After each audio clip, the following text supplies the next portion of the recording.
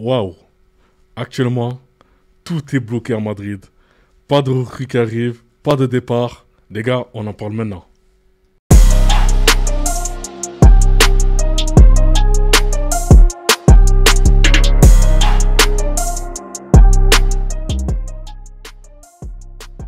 Salut les dribbleurs, j'espère que vous allez bien. C'est parti pour une nouvelle vidéo concernant le Real Madrid, hein.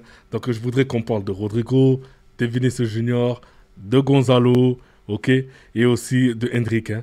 Donc on va commencer par Rodrigo, hein. Donc comme vous le savez, le Real Madrid à l'heure actuelle n'arrive pas à vendre son joueur. Arsenal ne veut plus entendre parler de Rodrigo. Liverpool, pour eux, et voilà, Rodrigo ne fait plus partie de leur priorité. C'est Alexander Isak au moment où je vous parle, hein, ok.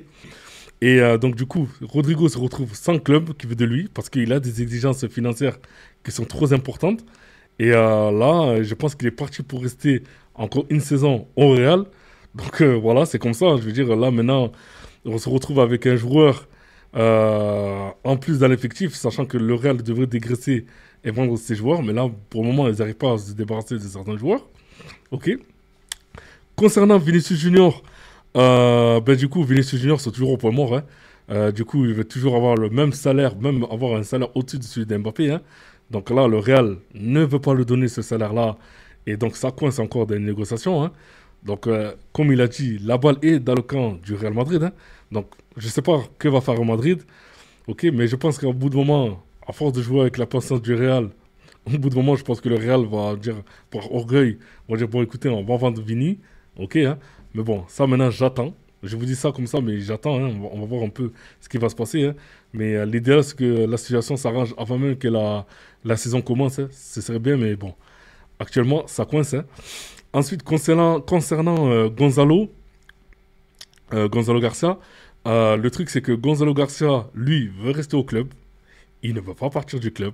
Ok, il a fait savoir à Madrid qu'il veut rester. En plus, de toute façon, il y a des négociations qui sont en cours pour qu'il intègre l'équipe première du Real.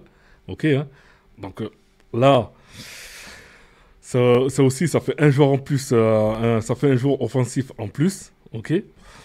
Ensuite, on a Hendrick. Eh ben, pareil que Gonzalo Garcia. Lui, du coup, il s'entête à vouloir rester à Madrid parce qu'il veut jouer, il veut prouver qu'il a un niveau pour jouer au Real.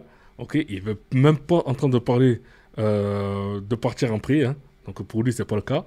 Donc voilà, là au moment où je vous parle, le Real Madrid se retrouve avec 6 joueurs offensifs, hein. Donc voilà, les 6 joueurs offensifs, vous avez Mbappé, Vini, hein.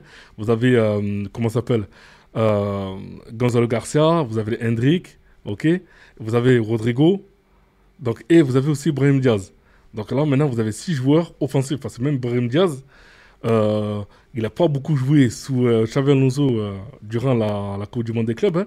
Et d'après certains dires, on entend qu'il veut. Il y a un certain qui pense se dire qu'il va peut-être retourner du côté de Milan, mais c'est pas le cas. Il va rester à Madrid. Il veut rester à Madrid. Il veut se battre à Madrid. Ok. Donc là maintenant, moi le truc, la question que je me pose, c'est si tous les joueurs veulent rester à l'heure actuelle. Donc là, le Real, ils ont fait que 4 recrues. Ok. Donc là, on sait que très bien que la saison va être longue. Vous avez la Ligue des Champions, vous avez le championnat, vous avez la Coupe du Roi. Donc en fait là, il y a tellement de matchs à jouer que je me dis, est-ce que les joueurs qui vont rester, est-ce que peut-être ils ont aussi, ils auront beaucoup de temps de jeu pendant ces matchs-là?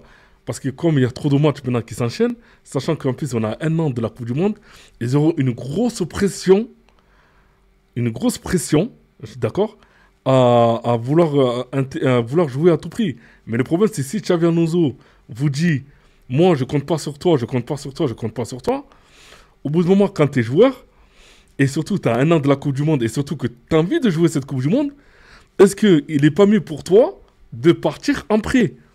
Vous voyez, quand je regarde la situation de Hendrick, moi, je suis Hendrick, d'accord? Si le Real dit, voilà, nous, on compte que sur Gonzalo Garcia cette année pour jouer la doublure de Mbappé. Donc là, pour toi, il n'y a pas de place. Donc le mieux, c'est que tu ailles en prêt. Moi, si je suis Hendrick, je partirai en prêt rapidement. Pourquoi? Parce que tu as un an de la Coupe du Monde et en plus de là, ça montrerait aussi, tu prouveras au Real que, voilà, je pars en prêt pour essayer de faire une grosse saison, premièrement, et deuxièmement, montrer à ton sélectionneur, donc à Carlo Ancelotti, que voilà, je suis prêt aussi à jouer cette Coupe du Monde. Mais le problème, c'est que si tout le monde reste au Real, et que même s'il y a des matchs importants durant toute cette saison, pardon, et que là, les temps de jeu qu'ils ont sont minimes, ça va être assez compliqué pour avoir une place pendant la Coupe du Monde. Donc, c'est ça le problème. Vous voyez ce que je veux dire? Donc là, est-ce que, maintenant, la question que je me pose, c'est est-ce que Brahim Diaz, Hendrik est-ce que les deux joueurs devraient rester au Real Madrid ou est-ce que pour vous, ils devraient partir? Ok? Donc là, c'est la question que je vous pose. Est-ce que ces deux joueurs devront rester ou est-ce qu'ils devraient partir en prêt pour pouvoir gagner du temps de jeu au vu de la Coupe du Monde qui arrive? Ça, c'est la première des choses que je suis en train de vous dire. D'accord? De vous expliquer plutôt. Donc, voilà. Actuellement, il y a Monstan Tounou en plus qui va être là. Bon, je pense que Monstan Tounou, ça va être un peu plus un milieu de terrain qui va jouer comme dans le profil de Arda Güler. Hein, d'accord? Ensuite, en défense, Konaté, je pense que Konaté, pendant cet été, ça va être foutu. Hein. Je pense que ça sera plutôt pour l'année prochaine. Hein. Donc là, Xabi Alonso sera obligé de bricoler derrière durant cette saison. Donc ça veut dire quoi? Ça veut dire qu'il est obligé d'attendre un an pour avoir un vrai défenseur central, même si je ne manque pas de respect à Militao. Hein. Attention. Hein. Mais voilà, les saisons sont longues. Militao se blesse beaucoup. Donc voilà, moi c'est ça que je suis en train de vous expliquer. Comment va être fait le Real cette année? Ok. Comment le Real va vouloir faire avec ses joueurs sur lesquels ils comptent? Parce que là, le problème c'est que tout est bloqué. Ça avance pas, c'est bloqué. Ils veulent tous rester à Madrid. Ils sont persuadés qu'ils vont jouer. Voilà. Et le problème, c'est que quand un joueur ne joue pas, vous savez comment ça se passe. Voilà, et de la frustration. Et après, ça peut aussi ramener une mauvaise ambiance dans les vestiaires. Donc, c'est dommage. C'est dommage que ça bouge pas et que cela reste comme ça, quoi. Donc là, moi, ce que je vais faire, je vais vous présenter la compo, la future compo du Real. Hein, ok. Donc, la future compo, donc, en partant sur du 4-3-1-2, avec deux attaquants, avec Güler derrière, ok, hein. Donc derrière, bon, vous le savez, on parle 4 défenseurs, donc on a Carreras, Youssef, Militao et Alexander Arnold. Et après, milieu de terrain, c'est Valverde, Tchouaméni et Kamavinga. Donc pour moi, je pense que la saison débutera peut-être sur cette composition d'équipe, ok, hein. Et ensuite, si les joueurs comme Hendrik, Gonzalo Garcia, Rodrigo, parviennent quand même à rester dans l'équipe, ok, à ne pas bouger, du coup, ils vont jouer les doublures de Mbappé, de Vini Junior et de Güler. Hein. Donc là, voilà l'équipe numéro 2 que je vais vous proposer. Ok, hein. Donc toujours avec ce 4-3-1-2, avec Hendrik peut-être accompagné de Gonzalo Garcia. Hein.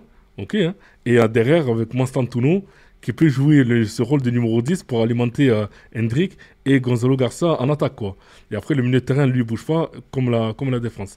Donc, vous me dites en commentaire, vous, ce que vous en pensez par rapport à la composition d'équipe, ok? Et par rapport au mercato du Real Madrid, à savoir, est-ce que pour vous, c'est inquiétant? Est-ce que pour vous, vous trouvez tout à fait normal, donc le Real préfère attendre l'année suivante pour faire un mercato XXL avec des gros noms? Ok, hein? Donc voilà, vous me dites en commentaire ce que vous en pensez. Donc n'oubliez pas de commenter, liker et aussi de vous abonner. Hein? Et je vous dis à demain pour une nouvelle vidéo. Bye bye!